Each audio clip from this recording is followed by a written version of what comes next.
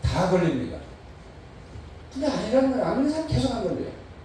그럼 안 걸린 사람은 이유가 뭐고 걸린 사람은 왜 걸렸냐 말이죠.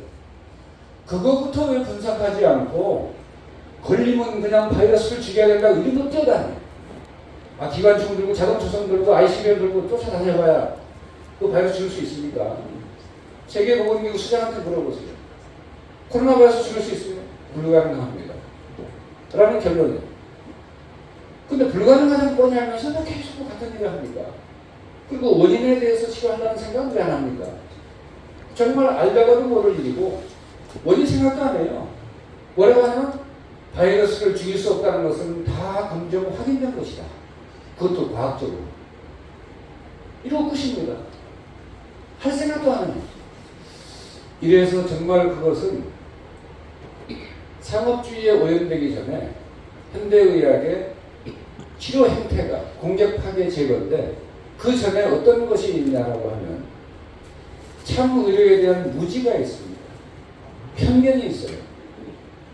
우리 전통 한의학 그 뿌리가 4,000년이 넘은 이 전통 이 의료에 대해서 광복 이후에 대한민국 사람 손으로 전부 생매장해버렸습니다. 그 의료는 정말 천선민족답게 세계에서 최고의 이 효능 효과를 자랑하는 가장 신비롭고 가장 효능 효과가 뛰어난 의료인데 그것이 이 무식한 의료고 무작스러운 의료고 미개한 의료라고 해서 싹 파묻어 버렸습니다. 생매장해 버렸습니다. 그리고 그것을 이제 그것과 현대 서양 의학을 잘 결합해서 양한방 통합의료센터를 만들고 통합의료대학을 만들고 해서 세계 최고의 의료를 해서 의료는 전 세계 200몇 개 국가에서 추종이 불가능하도록 할 수 있고 해야 된다라고 계속 대통령께 강조했던 분이 우리 인상 김영삼 선생님. 그런데 보건부 장관을 미국에서 공부한 최재호 박사를 이렇게 앉히는 바람에 우리 아버님은 저 계룡산에 내려가서 사시다가 다른 장관을 하라고 싶고 대통령께서 사람 보내니까 그런 소리 두 번 다시 듣고 싶지 않다라고 해가지고 제가 계룡산에서 태어났는데 저 지리산으로 아예 연락이 안 되는 대로 가버리신 거예요.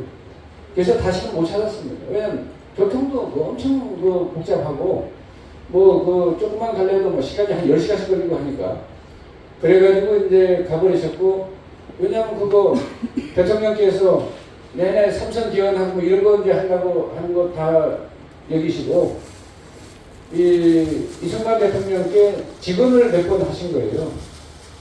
대통령께서는 조선 왕조의 왕손이라 지금도 조선 왕조의 그 정치를 하고 싶은 마음 한구석에 있어서 대통령께서는 절대 민주정치를 할 생각이 없는 분입니다라고 얘기를 한 거예요. 그리고 그렇게 하는 것은 결코 나라에 도움이 되는 게 아닙니다. 그럼 어떻게 하면 되냐라고 하니까 저한테 장관을 맡기려면 이렇게 하십시오. 그러니까 어떻게 해요? 장관은 대통령의 부하가 아닙니다. 대통령이 국민으로부터 권한을 위임받은 것을 대통령은 국민으로부터 위임받은 권한을 농림분야는 농림분야 장관에게 또 이 법무장관은 법 관련 그 법무장관에게 정권을 위임해서 그가 이렇게 하도록 하고 나중에 평가를 잘해가지고 잘못됐으면 그때 교체하는 건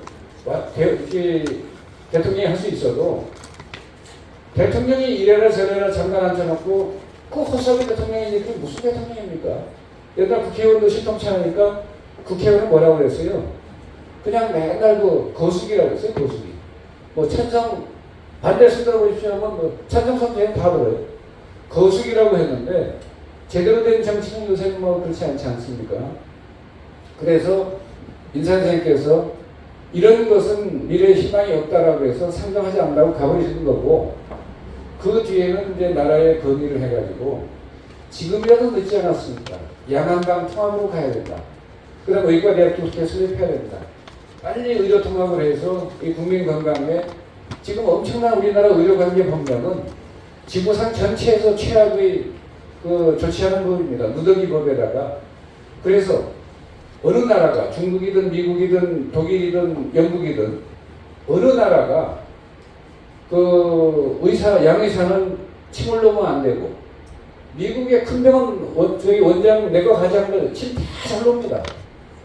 대한민국 서울대 그 내과 과장이 침을 놓으면 의료법 위반으로 처벌받습니다.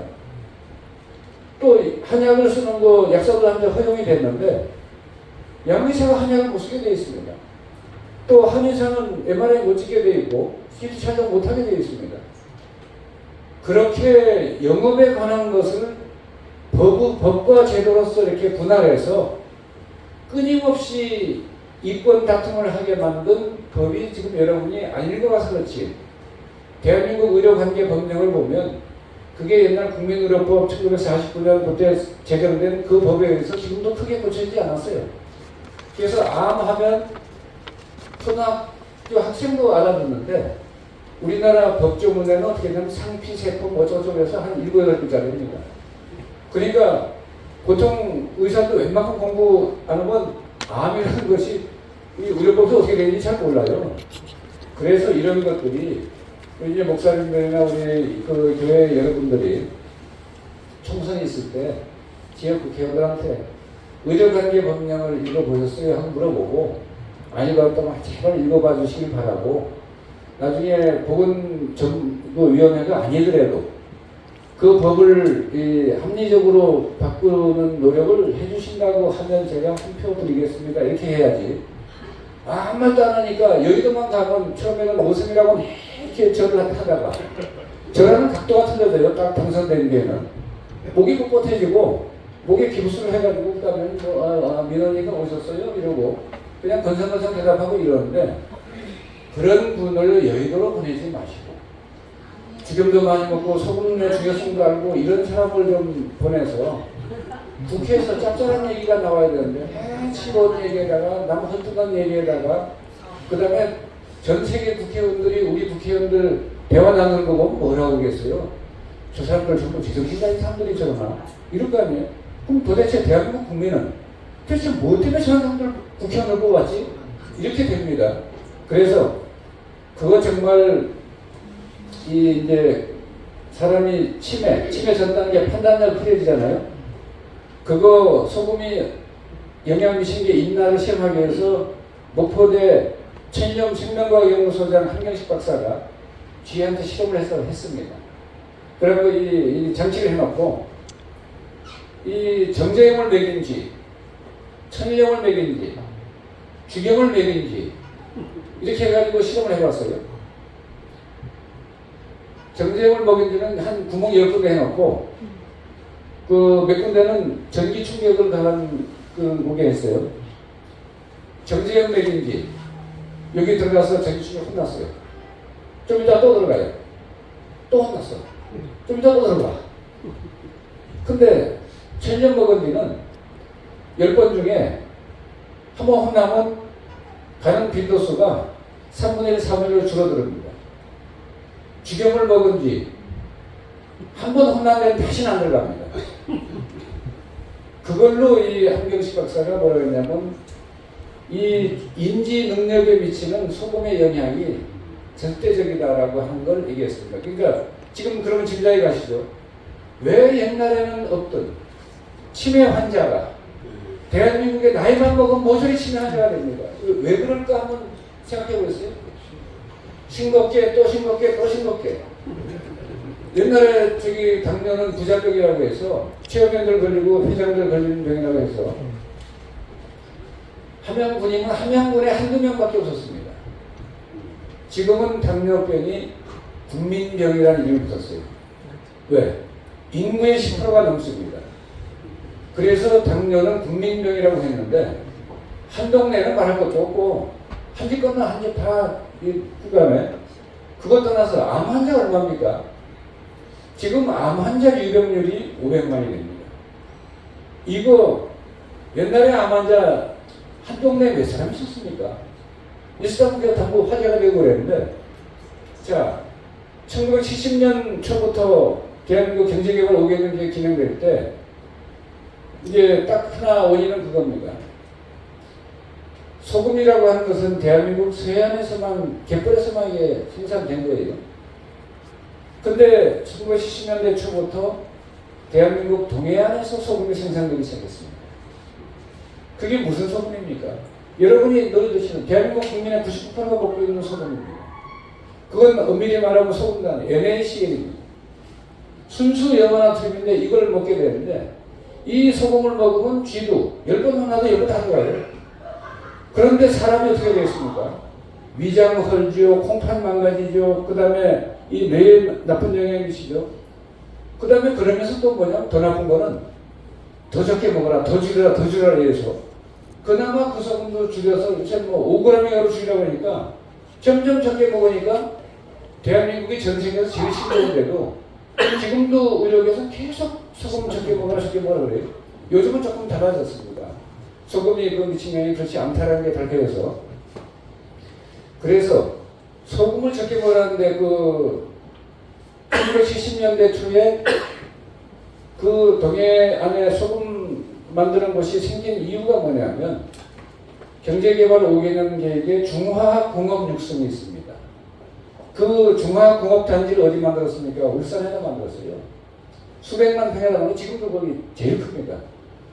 근데 거기 만들면서 소위 그 유틸리티 공업이 발달했는데 그게 이제 전기 공급도 하고 그 다음에 물 공급하고 그 다음에 전기를 공급하는 거예요. 유틸리티 그 전기를 공급하는데 그 물을 끓이지 않습니까? 그 옆에 바닷물을 갖다 끓이니까 뭐가 나옵니까? 소금이 엄청 나오는 거예요. 그게 이제 그 전기 분해를 해서 염화나트륨을 뺐는데 그거를 나라에서 정제염 이렇게 이름을 아주 멋있는 이름을 붙였습니다. 정제염이 나온 바람에 딴 소금은 전부 허접스러운 소금이 된 거예요. 천일염이고 뭐 가공염이고 하네. 그래서 전 국민이 정제염 먹습니다. 그리고 천일염은 광물로 분류돼서 사람이 이렇게 먹는 그것이 이 자기가 먹는 건 괜찮은데 식당에서도 못 쓰게 되어 있습니다. 그 법은 2008년에 바뀌었는데 그것도 이제 뭐 MBC 전에 가서 강의를 많이 하니까 우리 박수영 지사께서 이제 작심하고 바꿨는데 그때 그 정제염이 그 이제 그 나중에는 그 원래 거기 만드는 곳은 뭐냐면 울산 석유화학공단 공단 지원공단이 있었어요. 울산 석유화학 공업지구에 울산 석유화학 지원공단이 있었어요.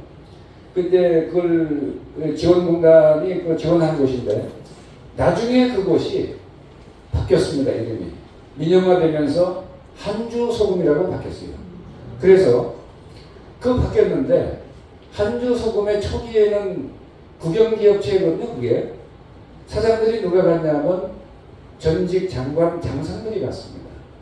근데 거기서 이 소금을 전 국민이 먹도록 법으로 뒷받침을 딱 이 정제염이고 딴 소금은 우선 뭐 위험하지 않다고 더러우니까 쓰지 않는 거죠. 이렇게 해가지고 먹으니까 드디어 성경에 그 언급된 그 표현이 현실로 나타나는 불행이 시작됐습니다. 성경에 뭐라고 되어 있습니까? 소금이 만일 그 맛을 잃으면 그랬잖아요. 서해안 천일염은요 그렇게 짜지도 않고 그 다음에 감칠맛도 있고 그 다음에 고소한 맛도 있고 그 다음에 여러 가지 굉장히 복합 다양한 맛이 납니다. 왜? 80점의 원소가 들어있으니까. 그건 없는 게 없어요. 유황도 들어있지, 칼륨도 들어있지, 칼슘도 들어있지. 그래서 그 맛은 참 오묘합니다. 그런 천일염의 맛이 이 순수 염화, NaCl만 딱 전기로 분해해서 딱 골라낸 것을 3.3사인 이 소금을 전 국민이 먹다 보니까 그 소금은 첫째 법적으로 엄밀히 말씀드리면 소금이 아닙니다. 물리학적으로. NaCl, 단일 분자입니다. 염화 나트륨, 염소와 나트륨이 결합된 분자인데 그건 소금이 아니에요. 소금에는 염화물이라고 해서 온갖 물체가 다 있습니다. 그것도 우리나라 서해안 천일염. 그런데 거기는 오로지 NaCl이니까 어떻게 됩니까? 그 소금을 먹으면 오로지 짜고 오로지 씁니다. 사람이 먹을 수가 없어요. 그래서 맛소금을 또 개발해요.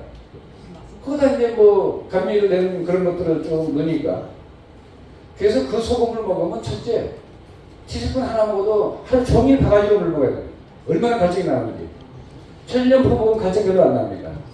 기경은 한번 숟갈로 몇 숟갈 퍼먹어도 갈증 안 납니다. 왜? 갈증 난다는 것은 우리 몸에 독극물이 들어왔음을 알아채고 물을 먹어서 희석시키려고 그러는 거예요. 그런데 그건 이 순수에만 들으면 그만큼 독성 작용이 강합니다. 그 다음에 혈압이 싹 올라갑니다. 위가 다 흘러버립니다. 이런 작용이 나니까 짜게 먹지 말아요. 짜게 먹으면 더 나쁜데 그 소금이 그런 폐해는 있지만 그 NaCl을 먹지 말고 천연 먹든지 딴 걸 먹어서 좀 질이 좋은 소금을 그 물리학적으로 질이 좋은 소금을 먹어서 이 건강에도 좋고 문제가 없는 이런 걸 했어야 되는데 또 의료진들이 실험실에서 실험한 그 내용은 NaCl 가지고 한 겁니다. 전 국민이 다 먹는 소금이니까. 그래서 이제 오늘날 이 소금이 마치 어떤 죄인 취급당하는 그런 것들이 생겨가지고 지금 이 1970년대 초에 그 소금이 나오면서 자 성경에 그런 말씀이 이제 현실로 나타났죠. 소금이 만일 그 맛을 잃으면 잊지도 않을 일을 성경에서 비유할 리도 없고 비유하지도 않습니다. 뭐 그런 걸 비유를 왜 하겠어요? 잊지도 않고 있을 수 없는 일을. 근데 있을 수 있는 일이기 때문에 비유를 한 거예요. 그래서 그거는 이제 오른 시작해서 소금이 만일 그 맛을 잃으면 또 뒤에 놀라운 말을 했어요. 후에는 길가에 버려져서 아무리 맛이 달았다고 소금을 길가에 버릴 리가 있습니까? 소금이 옛날에 얼마나 귀한 겁니까? 소금 양수 9개 나오면 벌써 연지분지 바르고 조금이라도 더 얻으려고 가서 애교를 부리는데 소금이 맛을 잃었다고 길가에 버려진다고? 그런데 놀랍게 후에는 길가에 버려져서 사람들의 발에 밟힐 뿐이라 이랬어요. 그런 일은 말이 그렇지 무슨 뭐 그런 일이야 생기겠나? 근데 딱 생겼습니다. 정말로 생겼습니다. 박준영 지사가 그 천년 이제 법을 바꾸고 그래서 천년이 식품이 됐습니다. 2008년 3월 28일부로 법을 바꾸고 야 내 얘기하고 그 이제 법을 바꾸기 전입니다. 우리 천년이 왜 이렇게 안 팔려? 야 박준영 지사가 한다 하고 신세계 롯데 다 가서 팔라고 그랬어요. 한 포씩. 근데 딱 박준영 지사 체면 가서 한 포씩만 사고 다시는 안 사가요. 박준영 지사가 야 어찌 된 일이야? 소금들 안 먹어? 왜 다시 안 사가는 거야? 그러니까 그 참모들이 이런 얘기를 합니다. 지사님 대단히 송구스럽지만 천일염은 소금은 식품이 아닙니다. 무슨 소리야? 소금이 식품이 아니라니.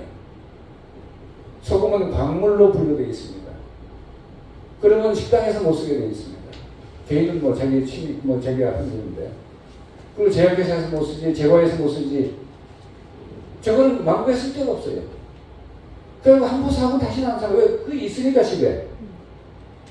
그런데, 어느 날 또 여의도에 시골 우리 국회의원들께서 무슨 법을 만들었냐면, 자기 집 앞에 눈이 쌓였는데 치우지 않았다가 거기 미끄러지면 책임을 묻겠다 이런 법이 생겼어요. 그러니까 사람들이 내 집 앞에 눈 내리 이걸 치우려면 어떻게 치우지?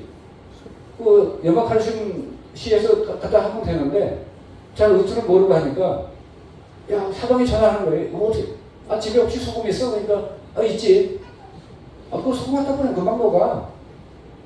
정제미고 뭐 갖다 뿌리면 싹 녹아버립니다. 금방 녹아요. 그러니까 갑자기 그 법이 통과되니까 처벌 안 받으려고 자기 집 앞에 눈 치운다고 전부 소금 갖다가 정제미 그런 거 갖다가 뿌려서 다 그럼 맨날 밟고 다녀요 거기. 야 어찌 그렇게 2000년 이후에 일어날 일을 눈으로 본 듯이 후에는 길가에 버려져서 사람들의 발에 밟힐 뿐이다 라고 얘기를 했는데 그런 일은 이 지구가 끝날 때까지 절대 없으리라고 생각했는데 다들 실제 그런 일이 생겼습니다. 그래가지고 그게 왜 생겼냐? 소금이 만일 그 맛을 이루고, 맛을 이룬다는 게 뭡니까?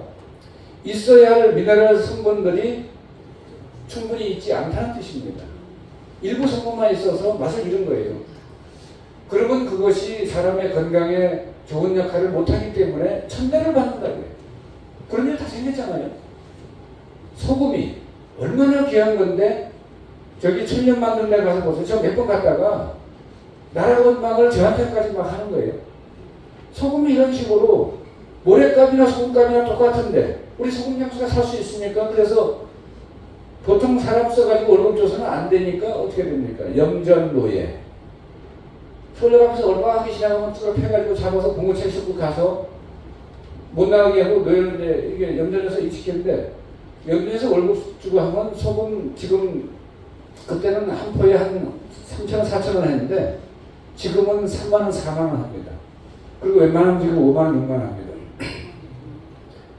그거 그들 월급 주고는 안 되니까 그래도 소금 만들어야 되겠고, 그 사람들이 노예를 잡아다가 그 지금 뭐 통발로서 그런 것도 뭐 그런 게 있는데 그렇게 해가지고 매일 원망이 뭐냐면 그때 30kg 소금 한 포대에 3,000원, 4,000원 했어요. 30kg 한 포대에 모래값도 그 정도 됩니다. 이래가지고 우리 염전이 어떻게 삽니까? 다 죽습니다. 그래서 또 대한민국 서해안 천일염 염전 서해안 개발 시대 하면서 염전 다 팔기 시작했어요. 나라에서 폐전하면 지원금을 주겠다. 이래가지고 세계 최고의 제일 우수한 소금을 만드는 대한민국의 1,700개 염전이 지금 절반밖에 안 남았습니다. 다 팔아치우고 요새는 송가 올라서 또 염전 생기기 시작합니다. 그리고 또 태양광이 또 다 덮어버렸어요. 이래가지고 소위 이 소금 장수들이나 우리 위정자들이 도대체 하나님의 참뜻을 모르고 소금을 갖다가 이런 식으로 염정책을 하면 어떻게 되겠습니까? 이 소금이 이제 민영화되면서 더 그랬지만 이 소금은 저게 원래부터 국영이었던 거예요. 그 다음에 중국에서 여러분이 잘 아시는 오페 중에 한 사람 제환공 아시죠? 제환공 때 그 최고 대신 뭡니까? 관중이 소금 전매제를 시행하는 것이 중국에 2,500년 정도 내려와서 2,000년 정도 내려와가지고 30년 전쯤 폐지됐습니다. 중국에는 그때까지 소금 전매제, 국가에서 전매를 합니다. 우리도 담배하고 소금 전매했지 않습니까? 전매청이. 그렇게 해가지고 나라에서 하던 것이 소금이에요. 그만큼 중요한 겁니다. 그런데 염정책을 잘못해가지고 멀쩡한 천일염 염전을 절반 이상을 폐쇄시켜버리고 그 다음에 그래도 소금값이 안 오더니 요새 갑자기 다른 원인으로 후쿠시마 원전수 방류한다니까 갑자기 소금이 값이 막 돼가지고 또 값이 오른 게 문제가 아니라 살 수가 없습니다. 사재기를 해가지고. 그래서 막 저기 총리실에서 조사도 다 하고 이럽니다. 지금 그래서 이제 우리 회사에도 다녀가고 했는데 그게 뭐냐면 지금 저런다고 손값 올리지 말아야 돼요. 그런데 지금 소금이 이 옛날부터 소금 장수들은 뭐 그 기질이 있어요. 비가 많이 와서 소금 생산 적어지잖아요. 소금값이 오르는 건 이해를 해요. 그러나 소금이 다 숨어버려요. 사재기가 아니라 소금 장수에 숨깁니다. 안 내놔요. 그러고 끝없이 올라갑니다. 구하긴 구해야 되니까. 그러면 조금씩 풀어요. 이러기 때문에 소금이라고 하는 것은 돈 많이 준다고 구할 수 있는 게 아닙니다. 그런데 지금 그런 일이 일어나고 있기 때문에 너나 할 것 없이 소금은 조금 준비를 좀 해놓는 게 좋고, 왜냐하면 급할 때야 뭐 황금 주고 사야 될 판이에요. 그렇기 때문에 소금은, 그러나 이제 뭐 대한민국에 생산되는 양이 어느 정도 있고 또 너무 높으면 국가에서 이제 수입을 하기 때문에 그 소금은 우리나라 서양청량하고 다릅니다. 그렇긴 하지만 그래도 이 이제 나라에서는 뭐 정책상 할 수 없이 이렇게 합니다. 너무 물가가 높으면 또 다른 위험이 있기 때문에. 그래서 이 정말 우리 이 생명의 건강에 꼭 필요한 참의료의 진실, 또 참의료의 그 처방과 약, 그 다음에 참의료의 원리, 또 그런 이치를 우리가 제대로 인식하지 않으면 이 상업주의에 오염되고 무지와 편견에 삐뚤어진 이 의료에 의해서 병을 못 고치는 게 아니라 병 고친다는 노력을 하다가 갑자기 비명 행사로 이어집니다. 이런 불행이 올 수 있기 때문에 이 참의료에 대해서는 정확히 알아야 되고, 그것을 정확하게 제시한 분이 일단 김일원 선생이고, 그분은 이제 제 아버지인데, 제가 1992년도에 31년 전에 돌아가신 아버지 광고 선전 잘해가지고 무슨 큰 득을 보겠습니까? 그거 아니면 정말 참의료의 진실입니다. 그리고 그분 쓴 책이 증명하고 있어요. 그분은 우리 교회 성서 신약이 아니라 귀신 진짜 양약자 신약이라는 책입니다. 그 책에 보면 이 참의료의 비밀이 다 있습니다. 그걸 이제 이광범 목사님이나 이런 분들은 이거는 인산 선생의 말씀이 아니고 이게 정말 하나님의 말씀인데 인산 선생의 입을 빌려서 나온 것뿐이다, 이렇게까지 이제 표현하고 해석을 하셨는데, 그랬는데 이제 그 신약이라는 그 책을 첫째부터 끝까지 읽어보고, 그 다음에 인산 선생께서 이 책 읽으면 생각이 바뀌고 우리 의료계가 패턴을 바꿔야 되고, 그 다음에 신약 본초, 이것은 내가 살아서 이렇게 쉽고 간단하고 이런 걸 가지고 어려운 병을 고치면 그동안 열심히 죽어라 공부해서 유학 가고 해서 의사가 돼가지고 미국 의사, 한국 의사 이렇게 돼서 열심히 병원에서 근무해서 사는 사람들 어떻게 되겠냐? 얼마나 허탈하고 낙심이 되겠냐?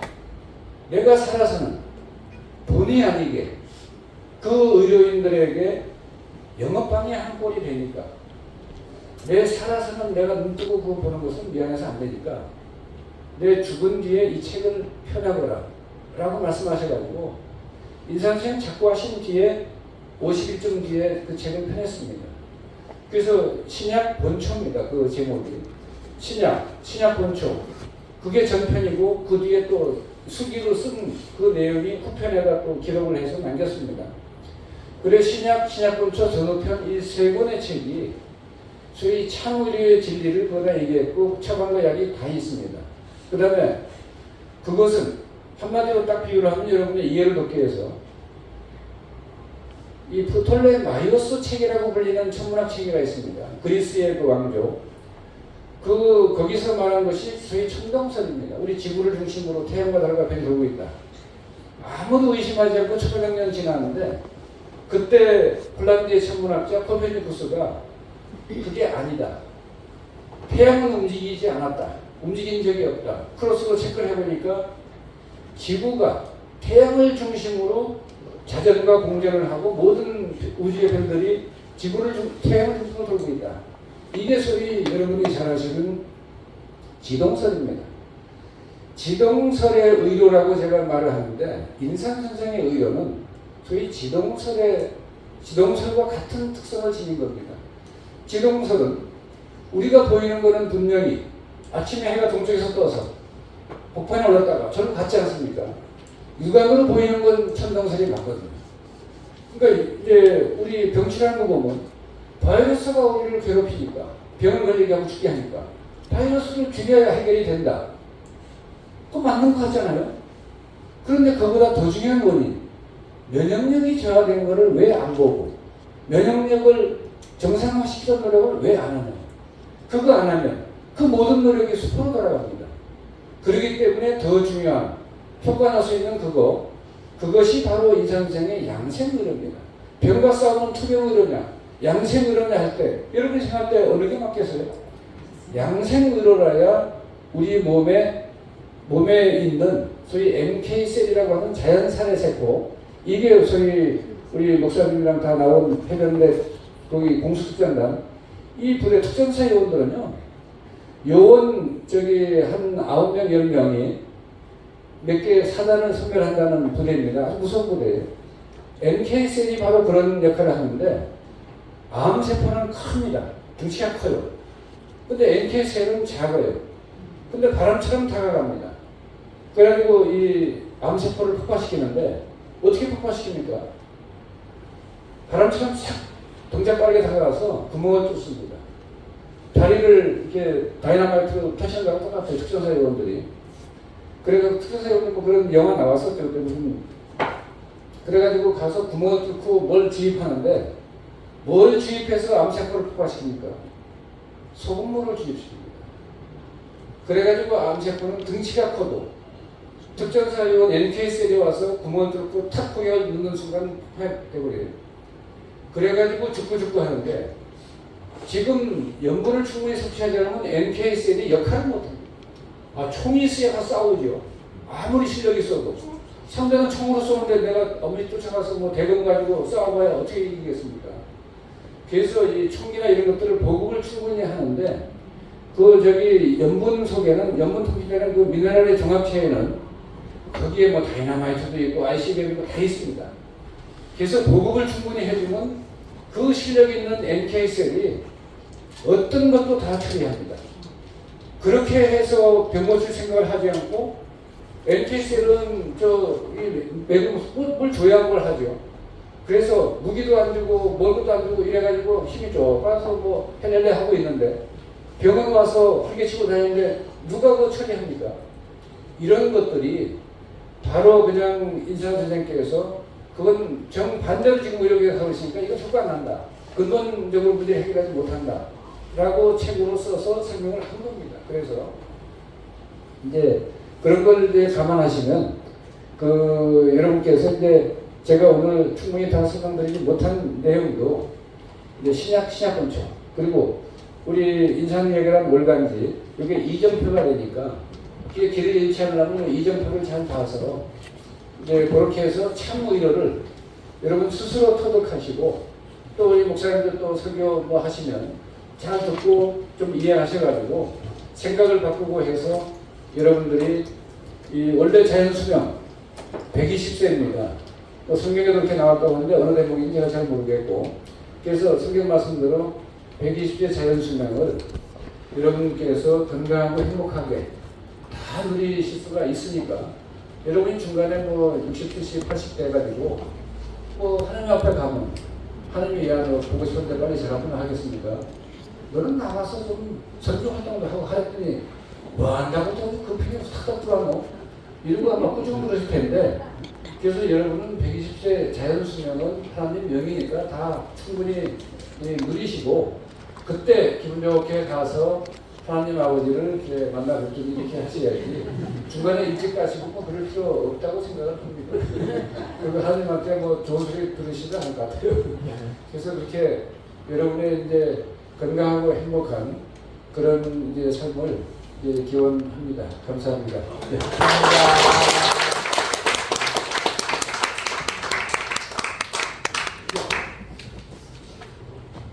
자, 우리 특임 교수 김윤세 우리 회장님께서 긴 시간 동안 해주셨는데 여러분들이 지금 인상가를 위해서 기도해 주실 거는 지금 경상남도 함양군에 보면 땅은 한 8만 평 좀 넘고 6만 5천 평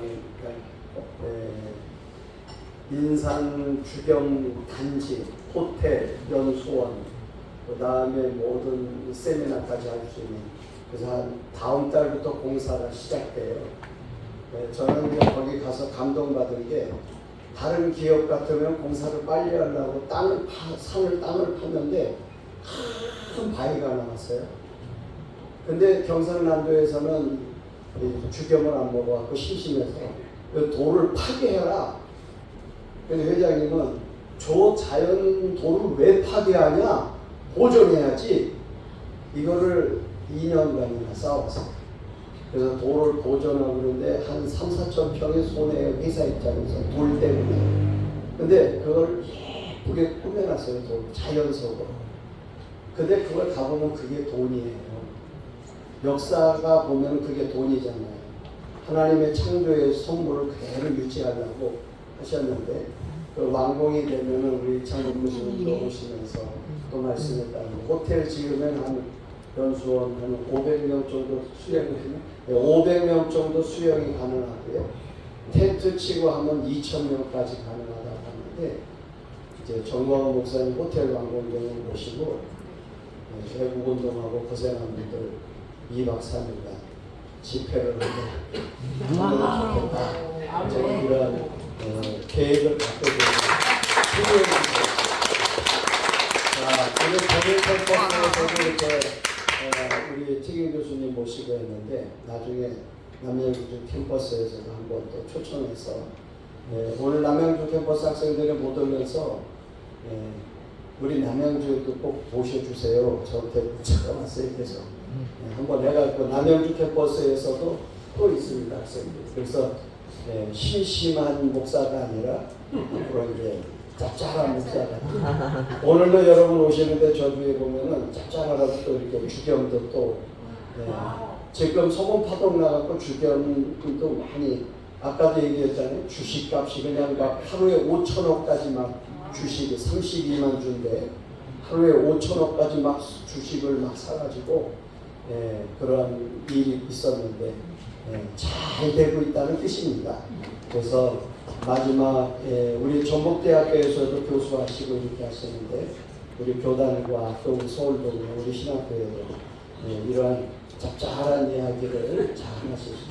인산의학을 갖고 가시면 그 인산의학 교회 보면은 매달 집에서 받을 수 있는 회원 그 신청원이 게 있어요. 그 뒤에 그거를 잘 보셔서 그거를 백화자 목사님한테 드리면 다 회원가입해서 여러분의 집으로 옵니다. 인산의학 그게 이정표라고 있잖아요. 그래서 그걸 잘 보시면 되겠습니다. 이제 우리 회장님은 강의 끝나고 함양으로 또 가셔야 됩니다. 광명역으로 가서 KTX 타고 가시는데 가실 때 우리 다 같이 일어나셔서 양일을 딱 가실 때 환영의 박수를 올려드리겠습니다.